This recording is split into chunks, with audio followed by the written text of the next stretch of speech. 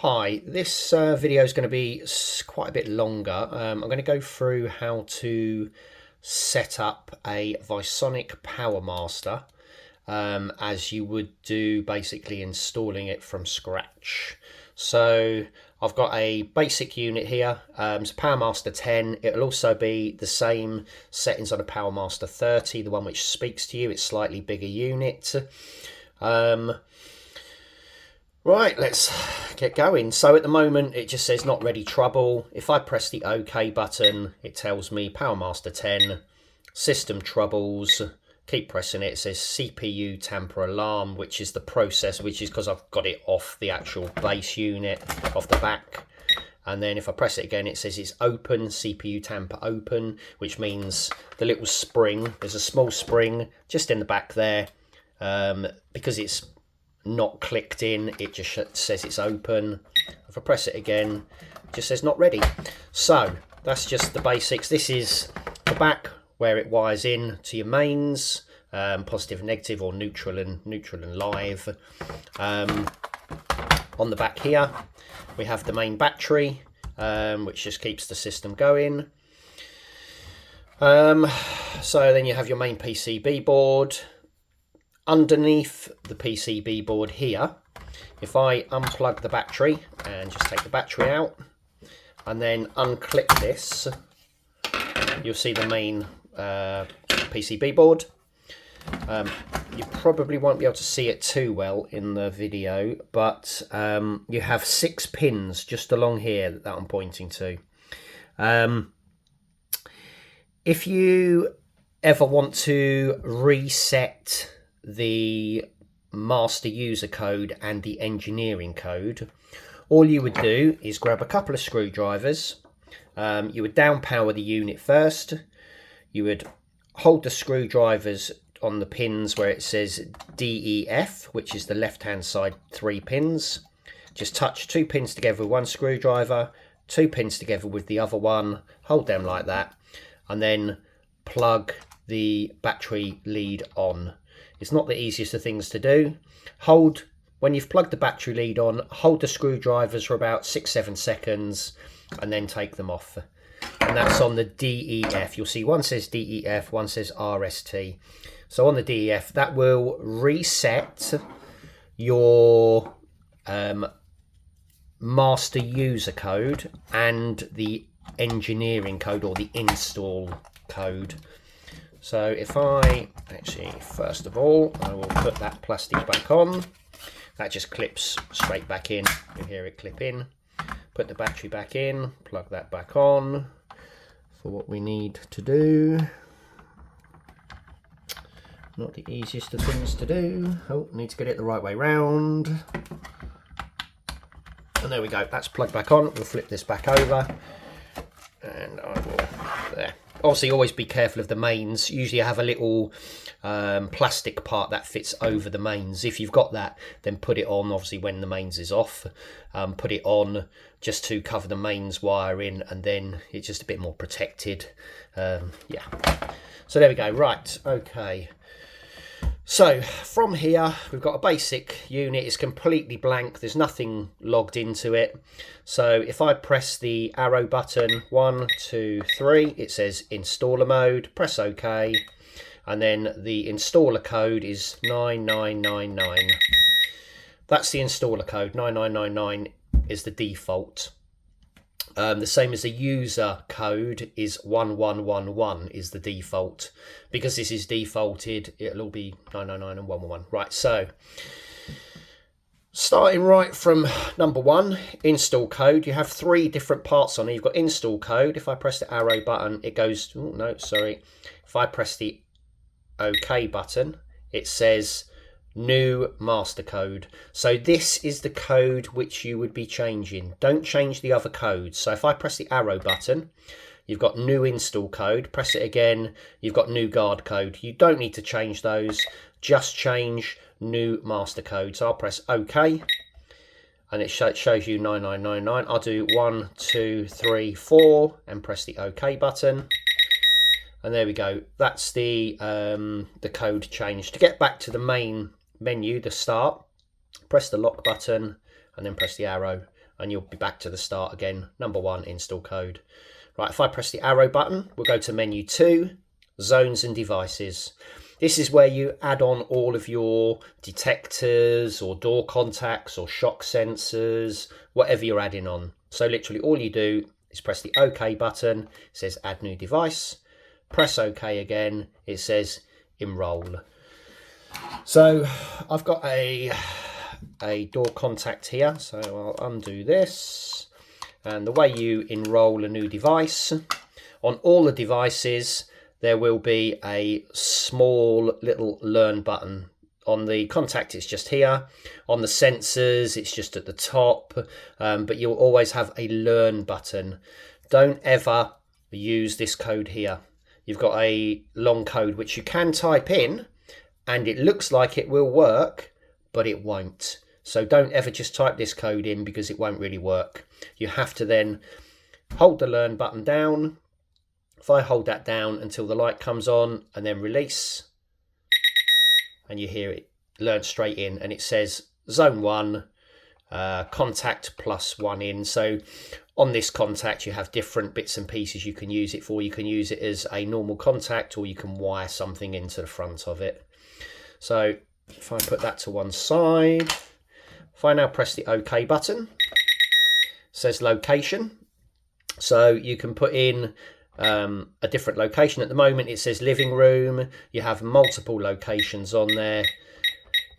I'll just put it as back door, and then I press the OK button, and then it says zone type. This is where you would set up to say what type of zone you want. So whether you want a perimeter, interior, entry exit zone, there's lots of different things that you can set it up as, and I'll try and explain them as I go. So if I press the OK button and go back to number 1. So first of all, you've got entry exit 1. This would be a door contact on your front door, which is going to allow you to come through the front door and give you time. So as soon as you come through the front door, if it's set up to entry exit 1, it will go beep, beep, beep, beep, beep for usually 30 seconds as the default. And by that time, you've come and put your code into the keypad to shut the system up. So if you wanted the front door, you'd set it entry exit 1. You can also have entry exit 2 if you had other doors on. I don't tend to use that. You've got home entry exit, don't tend to use that very often. You've got interior access, don't tend to use that very often. That's if it's like a zone up on a landing area upstairs that you're going to use for a nighttime set. Don't tend to use that very often. You've got interior. So interior we use all the time. The interior one would be if you're putting it on a landing, in a bedroom. So that would allow you to set the system at night time if you set it to interior. So if you had a sensor and you put it up on the landing or in the bedroom and you wanted it off at night, you would set it to interior.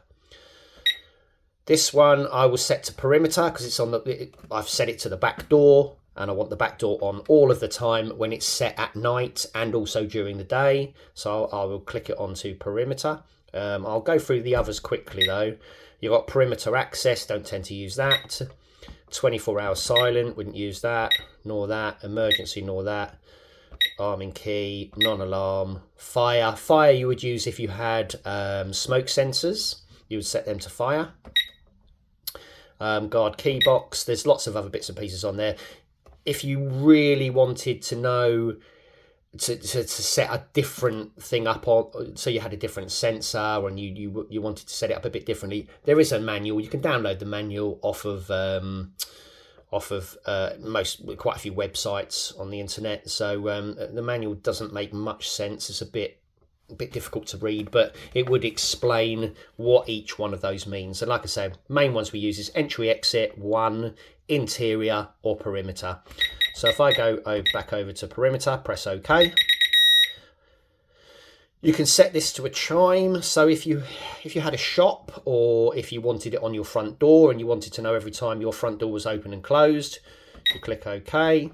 I would then click the arrow button. You can have a melody chime. Click OK. And then every time someone came through the door, it would make a noise. Also, for the chime, you would need to click, when you're in normal day mode, you would need to press number 8, and that will switch the chime on and off. So if you didn't, even though the sensor's set up for chiming, if you didn't want to have the chime on for a specific time, you just press the number 8 button a couple of times and it will tell you the chime will be off. That's all that's for. So I'll leave it on for now. So if I go device settings, alarm LED, so that just means the LED on the sensor is going to flash. We'll keep that on. Don't bother changing that. The read switch, which is the small little bit here, this is what would, when you have a magnet near it, so if I put a magnet near it, it should just recognise the magnets there. That's the read switch, which is the bit that you would line the magnet up when you're putting this up. So that is enabled. You can disable it if you're going to use the two little terminals and you're going to wire something into it, like a roller shutter contact, or there's lots of different bits and pieces you can wire into these. You would disable the read switch, and then if I click enable, I'll keep it enabled because I want the read switch on, and then input 1, you would enable this. This is input 1. So if you had something wired into there, you would enable that. But I'm going to leave that disabled, so I don't need to use that. And then you click OK, and you're on to the next device. That is how you learn a device on. It's going to be pretty similar for a sensor, a shock sensor. There's lots of different things. All you do is you skip through the menu and just set up bits and pieces. It's not that complicated really on how to set bits and pieces up. So now if I press the, this is the easiest way, is just to go back to the start. So if I press the lock symbol and then do that, and we're back to number 1. Number 2 is where you set your zones up. So I will go back into this zone devices, click OK. This is where you add a new device. If I wanted to delete a device, I will just press the arrow button, go to delete devices, press OK. And then you can either delete a contact sensor, which is the one I just put on. The next one's motion sensor. You basically just skip through until you find the one that you want to delete. If I go back, this is the back button, and go to contact sensor, press OK. That's the one. That's the only one I have in here at the moment. So if I pressed OK again, it then says off to delete. You press the off button, which is the unlock symbol. If I press that now, it would delete that off the system. It will give you the 3 little beeps, and it will delete it off the system. So if I press the home button, which is the middle one which I'm pointing at, it will take me back to zone 1. Press the home button again, and it will take me back to the contact sensors. Press the home button again. That's just skipping me back through the menus. So if it's back to delete devices. If I press the arrow button, we're on modify devices.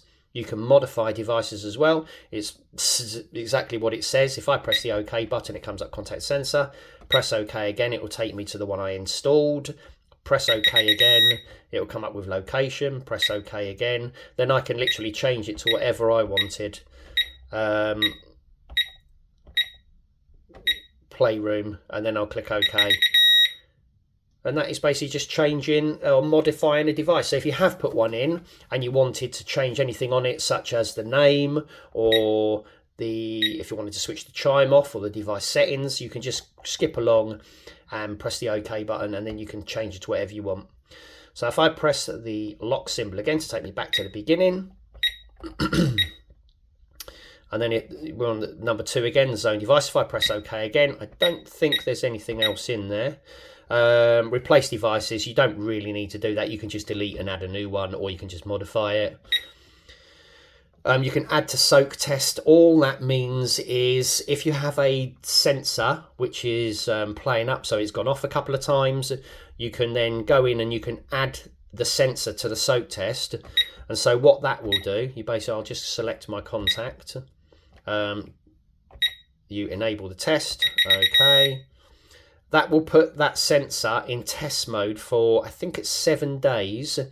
And then if it goes off, it won't activate your alarm system. All it will do is it will tell you on here, or if you have the app, it will tell you on the app that it's gone off again. And then you probably know you need to change it, get a new sensor, or delete it off the system. So that is all that. So if I press the that one again, to take me back to the beginning, and that's number 2 done, zones of devices.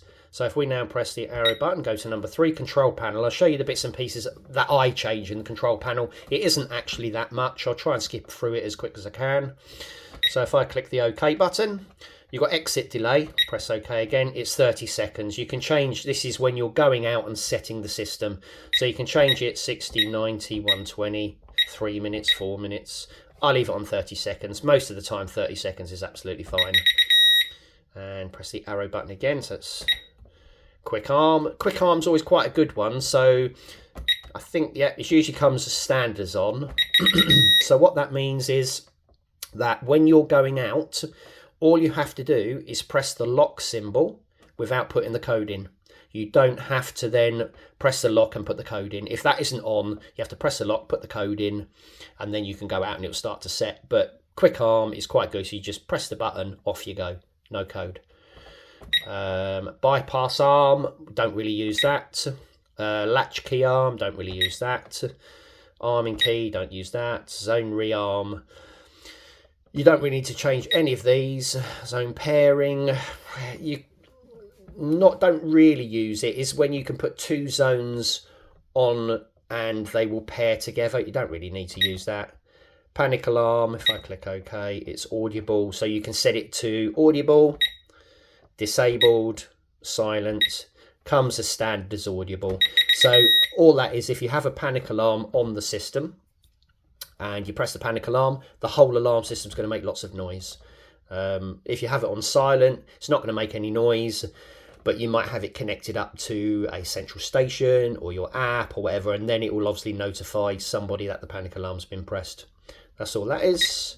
Duress alarm, we don't tend to set them up. All that is, if you did want to set one up, you can put a code in. So for instance, if I put 2580 and pressed OK, if I came in and I was under duress, someone was forcing me to switch the alarm off. If I then put the code in 2580, it would then make the alarm go off and notify whoever. That's all a duress code is. So if I press that button, which will take me back, the little person standing inside the house. Inactive alert, you don't really need to change anything on there. Tamper alarms, so this is quite a good one. If you have a problem, so for instance, like at the moment, this is open tampered because of the spring, the case isn't on, so the spring's up. If I hold, you can probably hear it click in when I'm pressing it. If you have a problem with any of your devices, and one of the devices or a couple of devices, the tampers sometimes break or whatever, you can actually switch the tamper alarm off so it won't look for any tampered devices, but it does it on all the devices, not just that one. So if I press the OK button, you've got active, non-active. That's it. If you switch it off, it won't look for any of those tampers on any of your devices. It's quite good if you have a few problems. Then it does. It's a quick fix basically, and it gets you out of a bit of a hole. So if I press, I'll leave it on active. If I press the person standing inside the house, takes me back to number 34. So if I press the arrow button again, AC fail report. It just means if you have a power cut, it's going to tell you on here. Alarm reset. You can have it by user, by engineer. Technical reset, most of the time it will come defaulted by user. Leave it on by user, it's just as simple, don't really ever change that. Abort fire, I'll only really go through the ones that I ever change. Panel siren, don't do that. Siren time, strobe time, siren online. Piezo beeps, okay, so if I click the OK button, it says off exit home. So all it means is the piezo beeps is the beeps that come from this panel. So when you set the system and it goes beep, beep, beep, beep, beep to tell you it's setting, that's all it is. We tend to change them to off when home. So off when home is it won't beep when you set it at night time. It will beep during the day when you set it, but it won't beep at night. I always change that to off when home. Always a good one. Click OK. Trouble beeps. This is another one, you want to switch them off. Trouble beeps are the most annoying thing on this alarm system. Every one I put in, I switch off. I never ever leave them on. Usually I think they come defaulted as on, but I think when I first got the system and powered it up, just to test to make sure it was working, I think I went in and switched them off because it was annoying me. So yeah, you basically just leave them off all the time. You don't need them on, because it comes up with the orange light anyway when you have problems with the system. And if you have the app, it will tell you on the app that you have a problem with the system. Memory prompt, I never change that. Key fob low battery acknowledge, never change that. Backlight, you can change this sometimes. If you have it in a cupboard, you can leave it on always. So it just means that you can always see this display. It won't ever switch off. And in the cupboard, it doesn't take much power. So in a cupboard, it's quite handy because then you can actually read it all the time.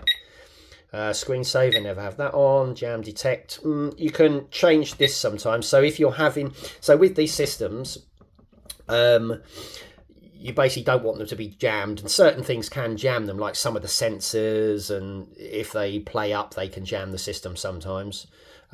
Usually just leave it on EN3060, but you can try other ones. If you're having problems with jamming and it comes up and says jamming on your alarm system, you can go in and change this, and it will disable it as well. But usually we leave it on EN3060, just the default. That tends to work 99% of the time. Missing report, don't really need to look at that. Not ready, don't need to look at that. Nor that one, nor that one. Don't really change much else in this. That's the soak period if you're putting a sensor in soak test. And yeah, 7 days. It is set for 7 days. So I'll leave it on. I'll leave it as disabled because we don't need to put that. But if you are putting one in soak test, you will need to come into this menu and change that to enable it for 7 days. And then we're back to exit delay again, number 3. So that is all in that menu. If I press the lock button and then skip through again. So we've done number 1, installer code. Done number 2, zone devices. Done number 3, control panel. Number 4 is communications. So this is when you have the app, or if it's going to a central station. So if I click the OK button, number 1's nothing. Number 2, don't need to worry about unless you have a GPRS, like a SIM card thing plugged onto one of these, then you would need to change this. I don't think I've ever done, I think I've ever done it once. Don't tend to use them. The app works so much better. Next one, number 3, central station reporting. This is where you would set up all of your app details. So if I press the OK button, it says number 1, report events, press OK again, and it's disabled as standard. So what you would do is come in and change this to all star all. All that means it's going to send all of the signals to your app. It's the only one we really use now because the app works well. So you just set it to all star all and press the OK button.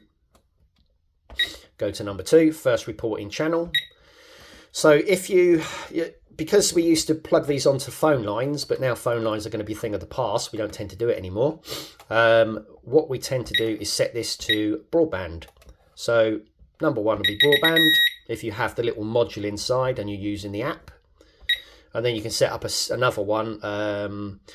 We don't tend to use it because we don't need to, unless it's going to a central station, then you can use that, but don't really need to use that. That's the second channel basically. So you can have 2 channels. You can have one going into broadband. If I press that and set this one up to PSTN, and then I had a connection into the module inside, that's when you would do that. But most of the time you won't bother. Number 3, you can have another one. We don't ever change that. Dual reporting, don't need to ever change that.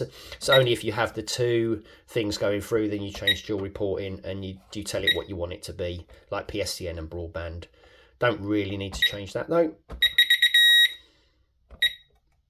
Receive one account, you don't need to change this if you're only having the app. This is a bit old now really. It was when we had them connected to phone lines and they went through to a customer's phone, but you don't need to change that, nor that. PSTN, just don't need to change that, nor that. This is where you would put your IP address in for the module, broadband module. So you'd press the OK button and then you would type in the like 192.168, whatever it is. I have another video on here which tells you, I can't remember off the top of my head what the IP address you put in for the broadband module for the app, but there is another video on my channel. Just watch that video and it will tell you exactly how to set it all up and what number to put in. I click the OK button. You don't need to change IP receiver 2. Don't need to change SMS. PSTN format, you don't need to change that because that should be set up as just contact ID. That's if you're going through to a central station, you would only need to change that, but you would probably use a proper installer, because if it's going through to a central station, you can't do it yourself. Don't need to change that, don't need to change that, nor that. Nor that. Auto test time, don't change that. Com fail report, this is one we change. Press the OK button, it says PSTN fail, press OK again. Immediate report, so we tend to switch that off because we aren't looking at the PSTN. This is if you want the system to look to see if there's any voltage through the phone line. Well, we haven't got a phone line plugged in, so we will switch that off. Same as this one, this would be switched off as well. And then you have, that's it. So if I press the home button, the person standing inside the house again, takes me back to that one. I think that's near enough all we change in there. If I just quickly skip through, it's a close, don't need to change that. So restore, don't need to change that. No, no. Report events, and yeah, we're back to the beginning again. Number 1, report events. That is basically all you'll need to change in those if you have a broadband module in there to have the app. So if I press the back button, and then the next one is number 4, private reporting.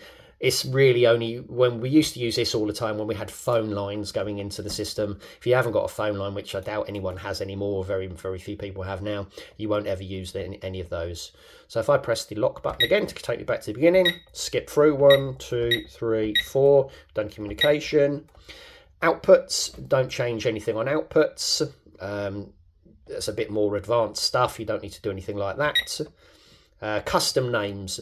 So you can change the names that you set up. So when we went to, if I go back to zone devices, when you set up one of your zone devices, like we set this one up to backdoor, and then we set it up to playroom, I can actually change, if I go back again to custom names, press OK, custom names, OK, and then if I find which one I changed it to, where it says playroom, or you can change any of these, you just go in and change it, and you can basically just, if I do, let's have a look, garden, so if I press the OK button, and then it's just A, B, C, D, E, F, it's just like the old mobile telephones, so you can change any of it, move backwards and forwards along there, and then click OK. And that will change it to whatever custom name you wanted to change it to. So if I wanted to change this device, I would find Playroom. I would then change the name Playroom to whatever Playroom door contact. You've only got so much text, or Playroom contact. Press the OK button, and then if it ever went off, or if I ever need to view it, it would come up on here as Playroom contact. That's all that is. So if I press the back button just there to go back to custom names, that's all custom names are, so you can change the names. Number 7, diagnostics. This is where you would test your system if you ever wanted to test it. So if I press the OK button, and it says wireless devices, press the OK button again, test all devices. If I press the arrow button, you can test one device. If I click test all devices, all it does is going to now, I've only got one device on here, so it's just going to test this door contact for me. Don't have to do anything. It's going to, in a minute, should beep at me just to say it's talked to the device. The device has talked back. Then you can click show all devices, click again, and it tells me if it's strong. If it's strong, or good, or poor, basically. Strong is obviously what it says. It's a good signal. Strong's the best signal you can get. If you have strong on all of your devices, you've not got a problem. If you have good on all of your devices, they work well. If you have poor, then you tend to need to look at maybe moving devices, or if you can move them a bit closer. They do have a very good range on them, very, very long range. So you won't know until you put it up and then you do a test, the diagnostic test, and you'll be able to see. So if I press the back button again, you do wireless devices. We don't ever use those. SIM number test. The only other one that you would use, if you have a module in here, you can do a broadband test. It doesn't come up at the moment because I haven't got a module plugged in.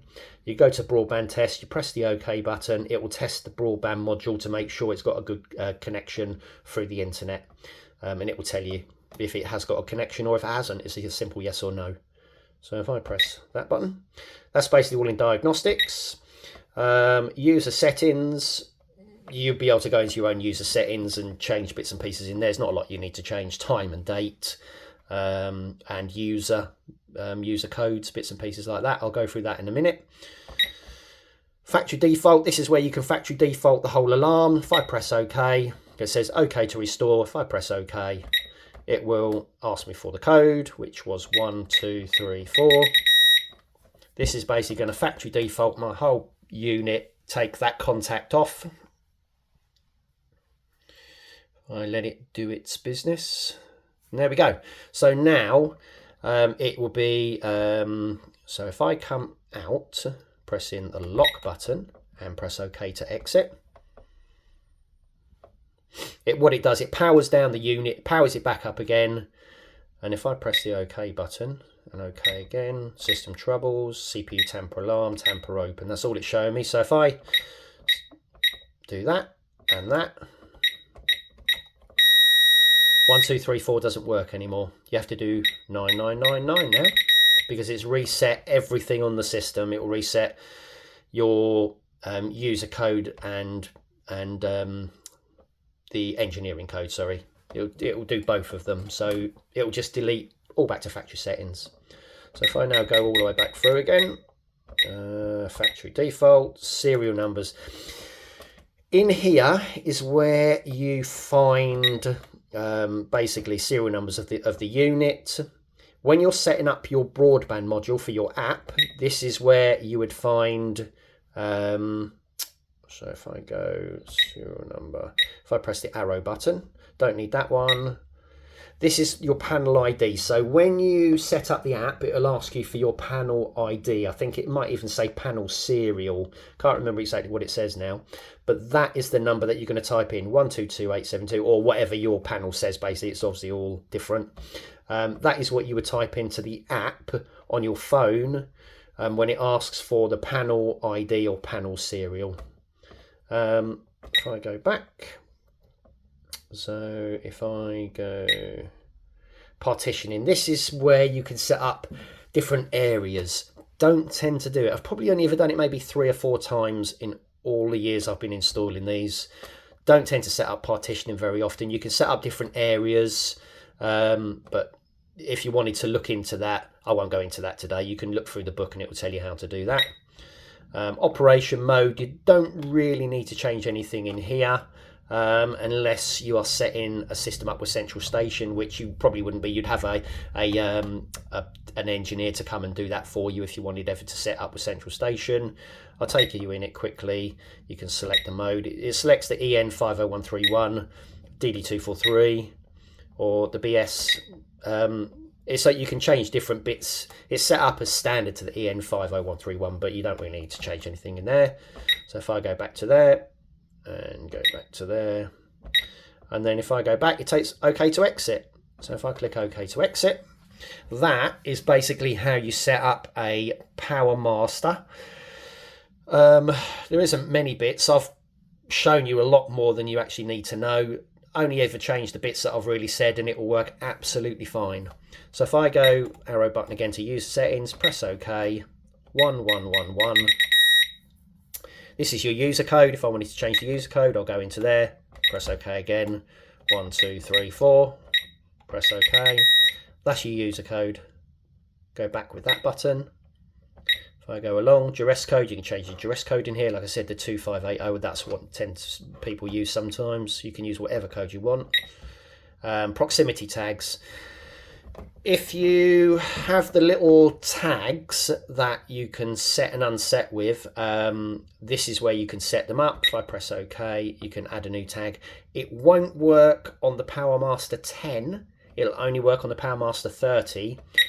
Ooh, unless you have a separate keypad with it where you can set up the tags. If you have another keypad, they're about so big, and on there it will say set up tags, so you'll have a little tag symbol. You can then add tags on. You can't do it via the Powermaster 10, this one, but if you have the bigger version, the Powermaster 30, you can add tags onto that. So if I come out of that, key fobs, this is where if you wanted to add key fobs yourself, so they're a rectangular key fob with 4 buttons on them. I haven't got one with me to show you, but all you would do is you would go onto key fobs, press OK, it says add new key fob, press OK again, enroll now. You hold the star button down, it's the bottom button on the key fob, hold it down until the key fob lights to yellow, release it, it will just add it in. You'll know it's added it in because it will come up with a code in there, and then you can just set the key fob up. There isn't many bits you need to change on the key fob. That's how you add a key fob. If I go back and back again, time format, date format, it is what it is. So you can just set up time and date. Auto arm enable, you don't really need to change anything there. Auto arm time, don't need to change anything there. Private reporting, nothing in there. Squawk, you can have squawk on or off. So squawk is where if you have a bell, an outside siren, when you set it up, it'll ask you if you want to switch squawk on or off. If you've switched the squawk on when you're installing a bell, what it will do, the bell will chirp every time you set the system. So when you press the lock button and you're going out, the bell will give you some chirps. It'll go brip, brip, brip, and just let you know the system's set. And then when you come home, it will give you a couple of chirps when you unset the system. That's all the squawk option is. Its default is on there. But when you load the bell on, you can then select whether you want the squawk on or off. If you have it on, then fair enough, it's going to squawk at you. But you can come in and you can actually switch the squawk off. It's quite easy. So if I go back, schedule, don't need to do anything there. Volume control, it's basically putting the volume up and down. Don't really need to change that. Serial numbers, same in here. You can view your panel ID if you're setting up the broadband module. And that is it in the customer part. That is basically how you set up a Visonic. There isn't really anything else you need to know on how to setting it up. It's pretty simple. If this has been helpful, if you subscribe to my channel, it's free. Then you'll always get the latest videos and what I put on there. And if you like the video, that will be very handy. Thanks for watching.